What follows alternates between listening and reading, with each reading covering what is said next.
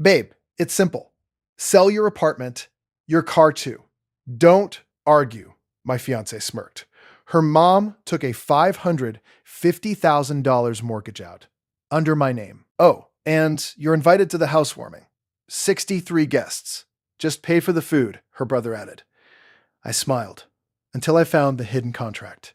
That night, I hired a lawyer. The next morning, they were served court papers. 72 missed calls. Her mom cried. Her siblings begged. I called nonstop. Babe, it's simple.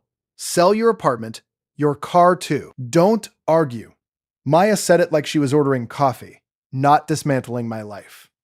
Her mouth pulled into that little smirk she used when she thought she'd won. The one that made her look like she'd already told the story about me to someone else, and they'd laughed in the right places. I stood in her mother's kitchen with a paper towel in my hand because I just fixed their busted garbage disposal. Again, my knuckles were raw, my jeans smelled like copper and dust, and my phone was still buzzing from the last call out I'd finished an hour ago. Electrician life. People's lights go out. Their panic goes on.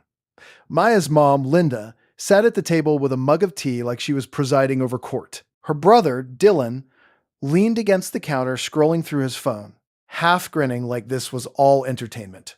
Maya slid a folder across the table toward me. Just sign, she said. Mom already lined everything up. I didn't touch it. I looked at my name printed on the top page. Ross Kincaid. There was something about seeing your full name on a document you didn't expect that makes your stomach drop. Like your body knows before your brain catches up. Linda sighed dramatically.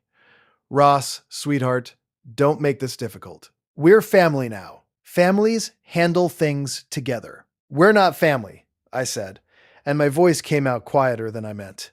We're engaged. Maya's smirk sharpened. Engaged means you're mine, which means what's yours is ours. Dylan finally looked up. Also, you're invited to the housewarming, he added, like he was doing me a favor. 63 guests. Mom's list. Just pay for the food. He said just like the word was a cushion. My mind did this weird stutter step. Housewarming. 63 guests. Food. Why am I paying? What is this folder? Linda pushed her mug aside and tapped the papers with one manicured finger. The mortgage is already approved. I blinked. What mortgage? The one for the new house, Maya said, almost sing-song. Mom found a gorgeous place. Great neighborhood, close to the good schools, for when you know. I opened my mouth, closed it, opened it again. Under whose name? I asked, even though something cold was already crawling up my spine. Linda's eyes didn't flinch. Under yours, of course. My ears started ringing. Maya's hand slid onto my forearm, nails gentle, voice soft like she was soothing a dog. It's $550,000. Rates are good right now. It makes sense. It makes sense, I repeated, staring at her like she'd become a stranger in my fiancé's skin. How did you? We used your information from the pre-approval you did last year, Linda said, smiling. When you said you wanted to plan for the future. Remember that? I remembered. I remembered sitting at my laptop after a double shift, filling out forms because Maya said she wanted us to start being adults. I remembered her kissing my cheek and calling me responsible. I did not remember agreeing to become collateral for her mother's dream house. I didn't sign anything, I said. Maya's smirk returned like a reflex. Babe, you don't need to. It's digital. We handled it. I looked at the folder again. My name, my address, my credit, my life. Then Maya leaned closer and whispered, like it was romantic. Don't worry. Once you sell your apartment and the car, we'll put it all into the house. You'll be fine. You're a guy. Guys bounce back. I felt my throat tighten, and somehow I smiled. Not because I agreed, because I suddenly understood exactly what I was to them. A power outlet, a tool, a name they could plug into when they needed electricity. I kept smiling while I gathered the folder, while I thanked Linda for the tea I hadn't touched, while Maya kissed my cheek like she'd just secured her future. I smiled all the way to my truck. And then I sat behind the steering wheel with my hands shaking, staring at my grease-stained palms like they belonged to someone else. because I wasn't even angry yet. I was embarrassed. Not that they'd tried, that I'd almost believed I was loved. That night, at home, I opened the folder again under my kitchen light. And that's when I found the hidden contract tucked behind the mortgage paperwork. A second set of pages, not clipped, not mentioned, not just signed. My name was on those too. But this time, so was a word that made my vision blur. Guarantor. And below that, in small print, the part they didn't want me to read. In the event of default, guarantor assumes full responsibility for all remaining debt and associated fees.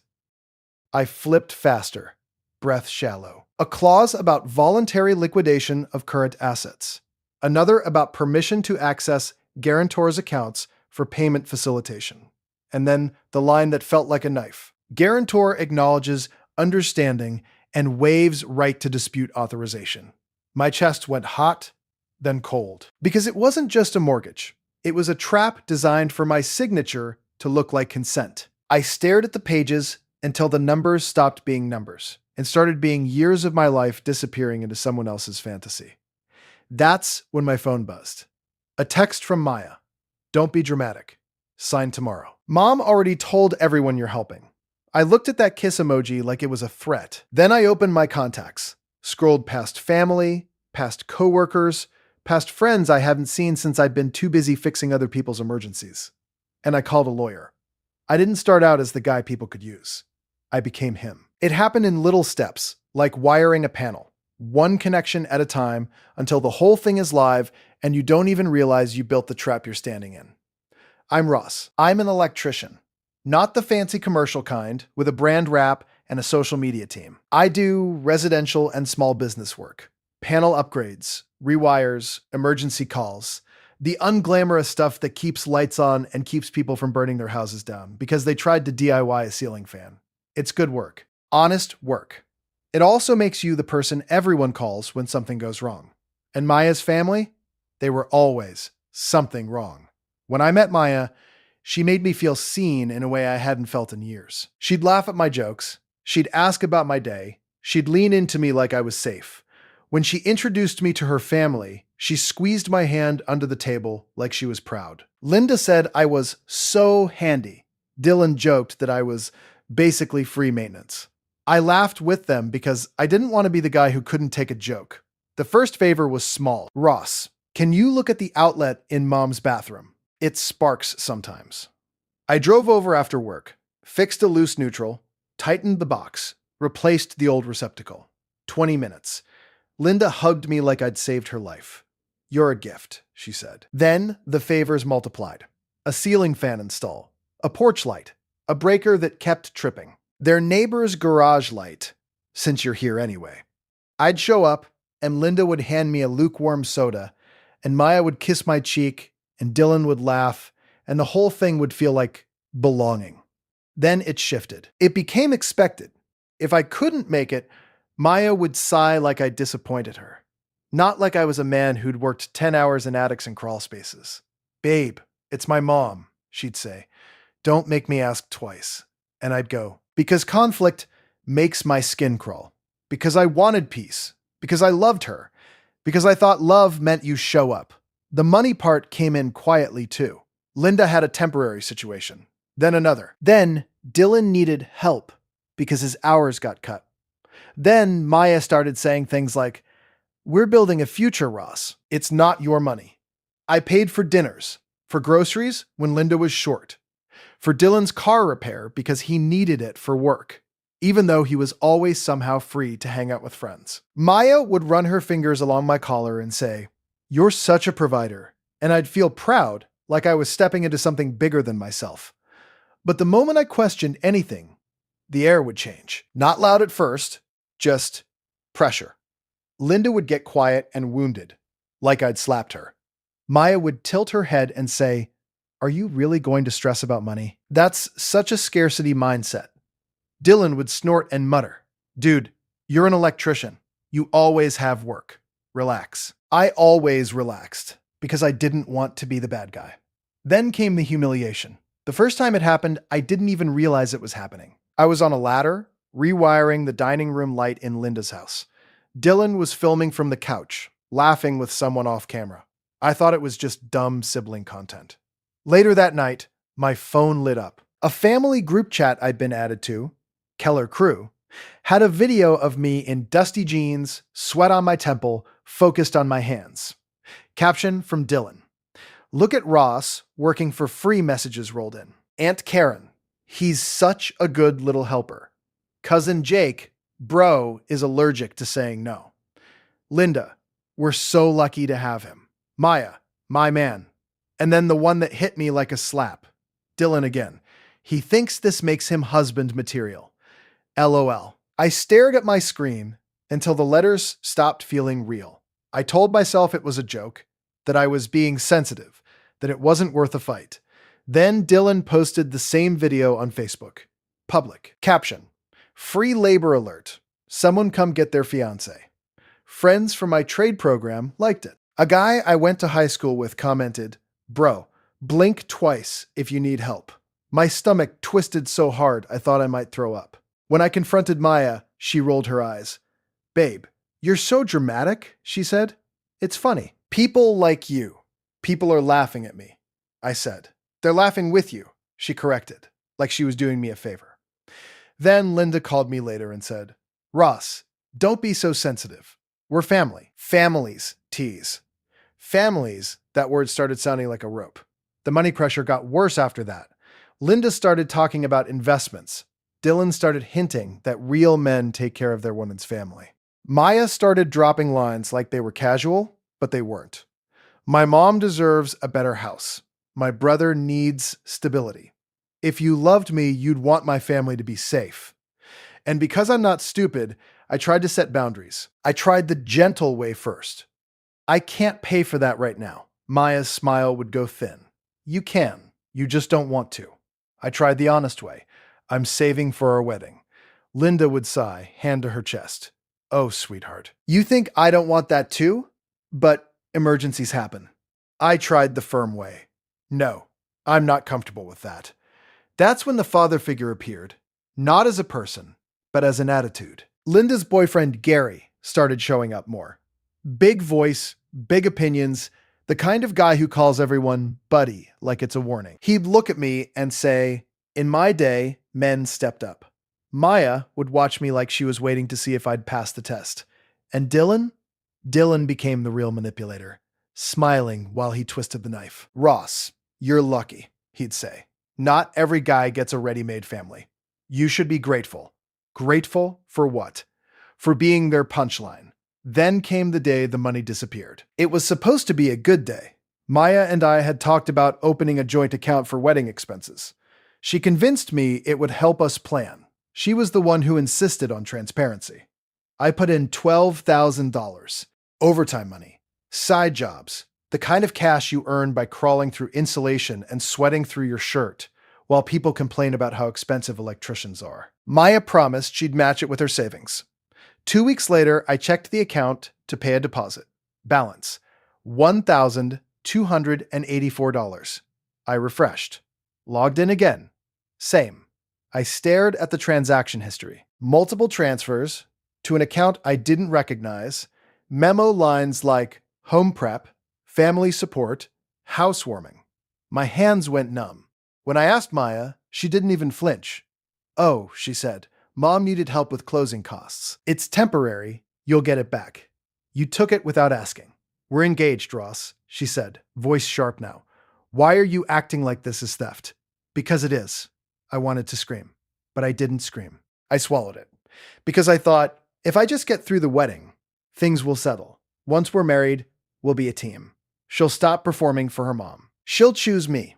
I kept telling myself that lie until it started sounding like truth. Then the mortgage happened. The $550,000. Under my name. And the housewarming, 63 guests. Just pay for the food. The hidden contract. And suddenly, all those little steps weren't little anymore. They were a staircase leading straight into a pit. That night, after finding the hidden contract, I didn't sleep. I sat at my kitchen table with the papers spread out like evidence at a crime scene.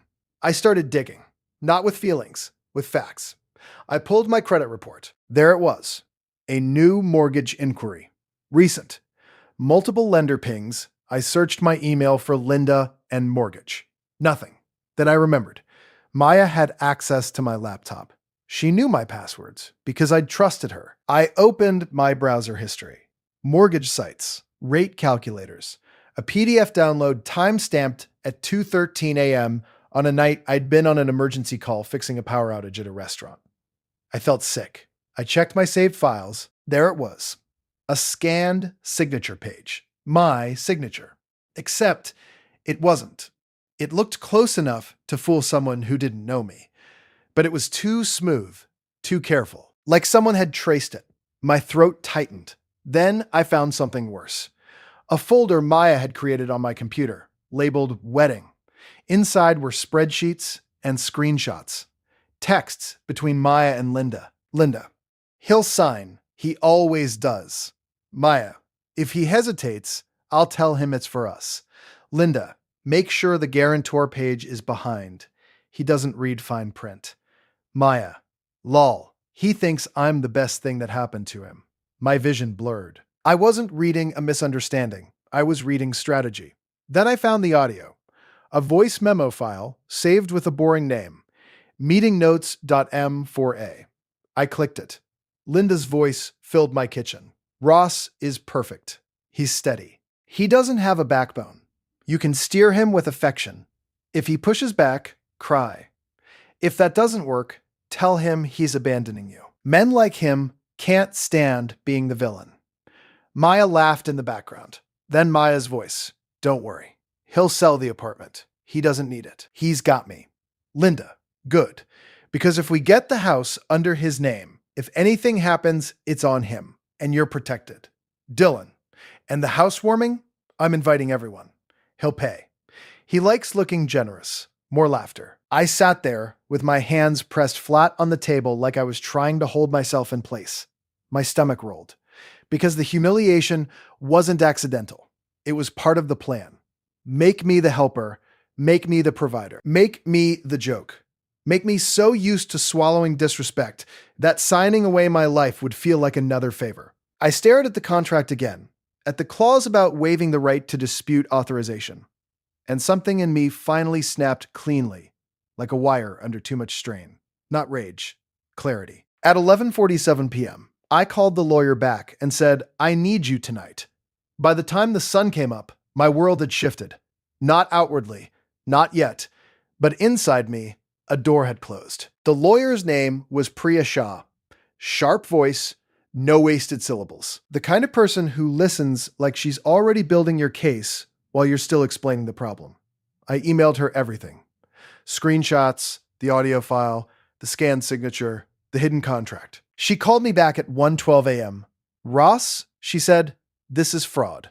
Hearing the word out loud did something to me. It made it real. It took it out of the realm of relationship drama and put it where it belonged. Crime. They forged my signature, I said, and attempted to secure a mortgage under your identity, Priya said. We're going to freeze this immediately. I'm filing an emergency motion. We're also notifying the lender's fraud department. My heart hammered. What about Maya? Priya paused. Do you want emotional advice or legal advice? Legal. Do not confront them first, she said. Do not warn them. People who do this will destroy evidence if they know you're onto them. I stared at the ceiling. There's a housewarming tomorrow. 63 guests. Then, that's where they want to display the success of their scheme, Priya said. Good. Let them. We'll serve them in the morning. Serve them. Like food at the party they wanted me to pay for. I sat at my table until 3 a.m., watching the audio file upload to secure storage, watching Priya's emails come in with subject lines like cease and desist, and notice of dispute, and petition for injunctive relief. At 6:40 a.m., my phone buzzed with Maya's name. I didn't answer. She called again and again. Text, morning, babe. Don't forget you are meeting mom at 10 to sign. I stared at it and felt something almost like pity, because she still thought I was the same man. At 9:15 a.m., Priya texted me, process server en route, papers ready. My hands stopped shaking for the first time in days, At 10:02 a.m., I got a notification from my credit monitoring app. Fraud alert initiated. At 10:17 a.m., Maya called again. I answered this time. Hey, I said calm. Her tone was instantly sweet. There you are. I was worried. Are you on your way? I'm busy this morning, I said. A pause. The sweetness tightened. Ross? I'll talk later, I said, and hung up. At 11:06 a.m., Linda's address pinged on my phone through Priya's update. Served. I pictured it. Linda opening the door in her robe, expecting Amazon, and instead being handed court papers with my name on top. I pictured Maya's face when she realized the signature trick wasn't enough. At 11:20 a.m., Dylan started calling. At 11:23 a.m., Linda called. At 11:24 a.m., Maya called again. At 11:26 a.m., my phone lit up with notifications like a fire alarm. I watched the missed calls. 72 missed calls. In less than an hour, texts poured in. Maya, what the hell is this? Linda? Ross, sweetheart, there's been a misunderstanding. Call me now. Dylan, bro, you're ruining everything. Answer. Gary, you better fix this. And then the one that made me laugh out loud. A sharp, ugly sound I didn't recognize as mine. Maya, if you don't handle this, I'll tell everyone you're abusive. There it was. The final tool. The last lever. The threat of public destruction. Only this time, I had the receipts. And the proof wasn't just screenshots. It was Linda's own voice. Maya's own laughter. Dylan's own arrogance. The housewarming was scheduled for that evening. I didn't go, but I didn't hide either. At 2 p.m., Priya met me at her office with a neat stack of documents and a hard drive she'd copied everything onto. Audio, screenshots, emails, forensic notes. She slid it across the table. This is your shield, she said, and if needed, your sword. I stared at the hard drive like it weighed more than plastic and metal. It weighed years. What happens now? I asked. Priya's eyes didn't soften. Now they panic. And people who panic make mistakes. At 4:37 p.m., Linda left a voicemail, sobbing. Ross, please call me. We didn't mean it like that. We love you. At 5:10 p.m., Maya texted. I'm coming over. I texted back one word. Don't. She came anyway. At 5:42 p.m., my doorbell rang like an accusation. I opened the door, and she stood there with mascara already smudged, like she'd been practicing tears in the mirror. Behind her, Linda sat in the passenger seat of Maya's car, hands clasped like she was praying. Maya stepped forward. Ross, what did you do? I didn't move. What did I do? I echoed. Linda climbed out of the car and hurried toward me, voice high and trembling. Sweetheart, there's been confusion. We can fix this. Maya's eyes flashed. You sent legal papers to my mom. You took a $550,000 mortgage out under my name, I said evenly. Maya flinched, like she didn't expect me to say it so plainly. Linda's hands fluttered. It's for the family. It's for the future. It's fraud, I said. Maya's voice dropped, venom slipping through. You're really going to destroy us over money? I stared at her, and it hit me. How cleanly she could flip the story, how easily she could stand there after planning to ruin me and still call herself the victim. You humiliated me publicly, I said. You stole from our account. You forged my signature. You planned to sell my apartment and my car. And you're asking if I'm destroying you? Linda started crying louder, the theatrical kind, shoulders shaking. Ross, I thought you were a good man. Maya stepped closer, lowering her voice like a threat wrapped in intimacy. If you don't stop this, Ross, you'll regret it. I'll make sure everyone knows what you're really like. I didn't raise my voice. I didn't need to. I pulled up my phone, tapped a file, and held it up. Do you want to hear what your mom said about me? I asked. Maya's eyes widened, just a flicker. Linda froze. I pressed play. When Linda's voice filled the air, Ross is perfect. He doesn't have a backbone. The color drained from her face. Maya's mouth opened, closed, opened again. The recording continued, Linda coaching Maya on crying, on guilt, on steering me. Then Maya's laugh. Then Maya saying, he'll sell the apartment. The silence after the audio ended was so thick, it felt like a wall. Linda's hands fell to her sides like the strings had been cut. Maya whispered, "Turn that off." I smiled. Not kind, not cruel, just final. "No," I said. "You wanted me to sign without reading. Now you get to listen without interrupting." Linda's eyes darted around like she was looking for an escape hatch in my porch. Maya's voice cracked into anger. "You recorded us." "You recorded me?" I said. "You posted me online like a joke. You were fine with evidence when it served you." Linda lunged for the phone. I stepped back and shut the door. Not slammed, not dramatic, just closed. Then I locked it. And I watched through the peephole as they stood there for a second, stunned that the tool they'd trained to obey had finally become a man who didn't. Maya banged once. Hard. "Ross." I didn't open it, because the confrontation wasn't a conversation anymore. It was a consequence. That night, while 63 guests ate food I didn't pay for in a house I didn't authorize, Linda and Maya were explaining to everyone why there were court papers on the counter instead of champagne. And somewhere in that chaos, the story stopped being theirs to control. The next week was a storm of noise. Linda cried to anyone who would listen. Maya rage texted like she was trying to type reality into changing. Dylan tried to bargain. Gary tried to intimidate, and I let it all hit voicemail because I wasn't arguing with people who had already decided I was an object. Priya moved fast. The lender froze the mortgage process, pending investigation. My credit report got a fraud alert and a security freeze. The forged signature became a forensic issue, not a relationship fight. I filed a police report with Priya present because she said, "You don't protect people who tried to bury you." When the detective asked if I wanted to pursue charges, I said yes. My voice didn't shake. That was new. Maya posted first. A long Facebook status with a sad selfie. Sometimes you don't realize the monster you're with until you try to build a future. Comments flooded in from her circle. Heart emojis. "Stay strong. You deserve better." The usual script. She tagged Linda. Linda replied with crying emojis and a line about betrayal. They wanted to paint me as the villain before the truth could paint them. So I posted too. Not a rant, not a name-calling thread. A simple statement on my page, pinned at the top, with an attached video. In the video, my face was calm. The background was my living room. No drama music, no flashy edits. Just facts. "I'm Ross," I said. "I'm an electrician.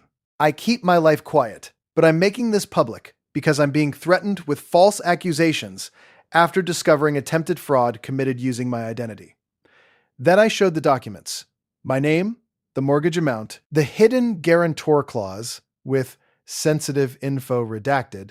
Then I played a short clip of Linda's audio. Not the whole thing, not for entertainment, just enough. "If he pushes back, cry." I ended with one line. "I'm not discussing this further online. Legal action is underway. If you receive messages about me that don't match the evidence, consider why someone needs you to believe them." That was it. No insults, no begging. And because I didn't give the internet a circus, people listened harder. My DMs, filled with quiet support, coworkers, old classmates, even a couple of clients. One message stuck with me. "Man, you don't owe anyone access to your life just because they call it family." Maya's next move was predictable. She called my boss, the small electrical contractor I did steady work for, and tried to warn him about me. Only Priya had already prepared for that. She sent a formal notice to Maya and Linda. Any defamatory statements would be added to the case. My boss got a copy. He called me and said, "Ross, you okay?" And for the first time, I didn't lie. "I'm not okay," I said, "but I'm handling it." Then I did something I'd been putting off for years. I stopped making my entire life available to other people's emergencies. I took the money I'd been bleeding into Maya's family, and I invested it in myself. I filed paperwork and started my own small company. Just me at first, a clean logo, a simple name, Kincaid Electrical. I built a website. I put my number on a magnet for the side of my truck. I stopped doing free favors that turned into entitlement. I started saying, "My rate is my rate," and not apologizing. Linda tried calling again when the reality sank in. Her voicemail was raw, less performance, more panic. "Ross, Please, we can fix this. We didn't know it would get so serious. Maya is devastated. Please, you're tearing the family apart. I listened to it once. Then I deleted it. Dylan tried a different tactic. He showed up outside my building one afternoon while I was loading tools. He put on his best reasonable guy face. Ross, come on, he said. This is out of control. Mom's sick. Maya's not eating. You made your point. I kept loading my truck. You know what's crazy? I said without looking at him. You never once said, I'm sorry we did this. You just keep saying it's out of control, he scoffed, because you're taking it too far. I finally faced him. My name was on a $550,000 mortgage, I said. That's not a prank. That's not family. That's a crime. His jaw tightened. We weren't going to leave you holding it. You already were, I said. He opened his mouth, then shut it, because there was nothing left to manipulate when the target stops doubting reality. Maya's last attempt came through email. Subject, please, she wrote that she loved me. That her mom pressured her, that she didn't realize how bad it was, that she missed me, that she was sorry. At the end, if you drop this, we can start over. I'll choose you. I stared at that line for a long time. Not because it tempted me, because it proved she still thought I was something she could choose, like a purse, not a person who could choose himself. I replied with one sentence. Do not contact me again, except through my attorney. Then I blocked her. The court process moved slower than my heart wanted, but it moved. The lender's fraud department asked for evidence. Priya sent the hard drive. When Linda tried to claim it was a miscommunication, the forensic signature review said otherwise. When Maya tried to claim the audio was taken out of context, Priya provided timestamps, device metadata, file origin. Truth is patient when it's documented. And lies are loud until they run out of oxygen. People think freedom feels like fireworks. For me, it felt like silence. No buzzing phone, no guilt-loaded texts, no emergency that somehow always cost exactly the amount I had left. Just me waking up in my apartment, making coffee, and realizing my money was still mine. I wasn't instantly healed. I still flinched when my phone rang from unknown numbers.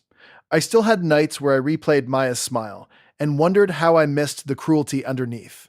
But the biggest change wasn't outside, it was inside. I stopped treating love like a job I had to perform perfectly to keep.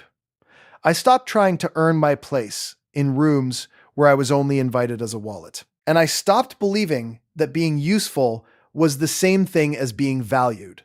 One afternoon, months later, I was finishing a panel upgrade for an older couple in a small brick house. The husband offered me lemonade.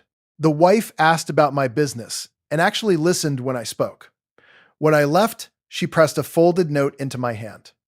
Thank you for being honest, it said. People like you are rare. I sat in my truck and stared at that note like it was proof of a different world, one where help was met with gratitude, not entitlement. My old number still exists somewhere, buried under blocked contacts and legal threads, but my new number, only a handful of people have it. And the funniest part, the one ironic gesture I never planned but still makes me smile, when I registered my company, I paid extra for a custom sign on the side of my truck. Kincaid Electrical, no free labor. Not as a joke for them. As a promise to myself. Because I'm not guilty that I was used. But I'm also not available to be used again. Not by a fiancé who smirked while she tried to sell my life. Not by a mother who called fraud family. Not by anyone who thinks my silence is consent. I'm Ross. I wire houses for a living. But the best thing I ever fixed was the part of me that kept letting people flip my switch without asking. Now, when someone tries, I don't argue, I don't beg, I just cut the power.